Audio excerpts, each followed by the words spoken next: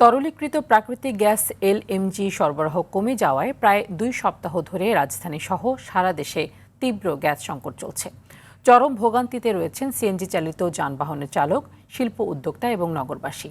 গ্যাসের পর্যাপ্ত চাপ না থাকায় অনেক সিএনজি স্টেশন সাময়িকভাবে বন্ধ রয়েছে। সীমিত পরিসরে গ্যাস সরবরাহ চালু থাকলেও দীর্ঘ লাইনে ঘন্টার পর ঘন্টা অপেক্ষা করতে হচ্ছে চালকদের। ভুক্তভোগীদের অভিযোগ, গ্যাস সংকটের কারণে নিয়মিত ট্রিপ নিতে পারছে না তারা, এতে আয় কমে গেছে তাদের।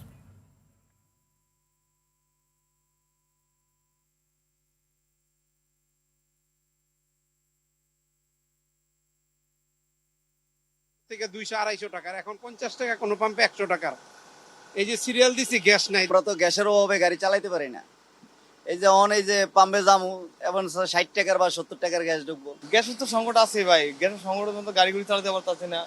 সিরিয়াল দিয়ে বসে থাকি, 1-1.5 ঘন্টা পরে আপনারা গ্যাস পাই। হ্যাঁ, আবার দেখা যাচ্ছে কোনো পাম্পে 7-8 ঘন্টা লাগে যায়। আস্তে আস্তে কমতেছে, আশা করি থাকবো না। লাইনে সমস্যা হলে পাম্প মালিকরা একটু কম দেয়। গ্যাস লমু 300 টাকার গ্যাস ঢুকবো, 300 টাকার গ্যাস দিয়ে আমি টঙ্গি পর্যন্ত যাইতাম, আবার গ্যাস লইতে হবে। রাজধানীর পূর্ব শেওড়াপাড়া থেকে গ্যাস সংকটের পরিস্থিতি জানাচ্ছেন সহকর্মী ওয়ালিদ সিদ্দিকী। সরাসরি চলে যাচ্ছে তার কাছে।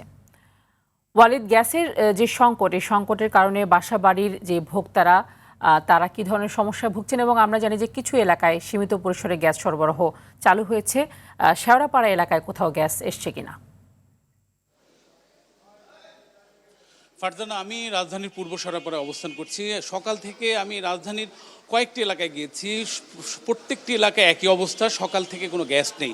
তারা বলছে যে এই গ্যাস রাতেরবেলা আসে, গ্যাসের পরিমাণ খুবই কম থাকে এবং সকাল হলেই সেই গ্যাস চলে যায়।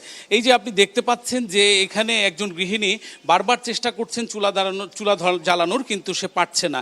এই অবস্থা ঢাকার প্রত্যেকটি এলাকায়, বেশিরভাগ এলাকাতেই গ্যাস নেই। তারা বলছে যে দিনের বেশিরভাগ সময় এই গ্যাস থাকে না, রাতেরবেলা যদিও আসে সে সময় তারা বলে জীবিকা নির্বাহের জন্য তারা তো কাজ করতে হয়, এই কাজ করে এসে রাতের বেলা আবার তাদের জাগতে হয় এবং এই রান্নার কাজ সম্পন্ন করতে হয়।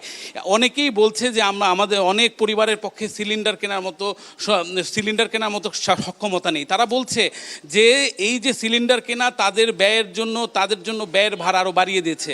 আমি এখানে কথা বলবো, কতদিন যাবত আপনার এখানে গ্যাস নেই?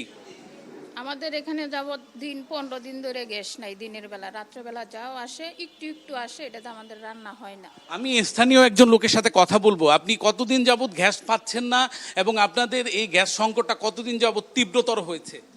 আমাদের 1 মাসের উপরে অনেক গ্যাসের অনেক সমস্যা। আমরা এটা দ্রুত একটা সমাধান চাইতেছি, যেন গ্যাসের জন্য যেন আমরা নিম্ন আয়ের মানুষ, আমরা সিলিন্ডার কিনে ব্যবহার করার মতন সেই ক্ষমতা আমাদের নাই।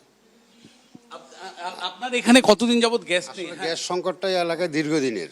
সেটাকে একটা ভালোভাবে, একটা সুষ্ঠুভাবে ঠিক করার জন্য সরকারের কাছে আমরা আবেদন জানাচ্ছি আপনাদের মাধ্যমে, যেন দ্রুত এটা করা হয়। সিলিন্ডার কেনার মতো এটা ক্ষমতা অনেকের নাই। এটা আপনি দেখছেন যে ফারজানা, এই অবস্থা ঢাকা শহরের বেশিরভাগ এলাকায়। আমরা কাজীপাড়া, শেওড়াপাড়া, তেজগাঁ, নাখালপাড়া সহ অনেকগুলো এলাকা পরিদর্শন করেছি। তা সব যারা এই বাসাবাড়ির যে গ্যাসের ভোক্তা, তারা বলছে অতি দ্রুত যাতে গ্যাস সংকট নিরসন করে তারা যাতে তাদের রান্নাবান্না, দৈনন্দিন কাজ সময় মতো করতে পারে।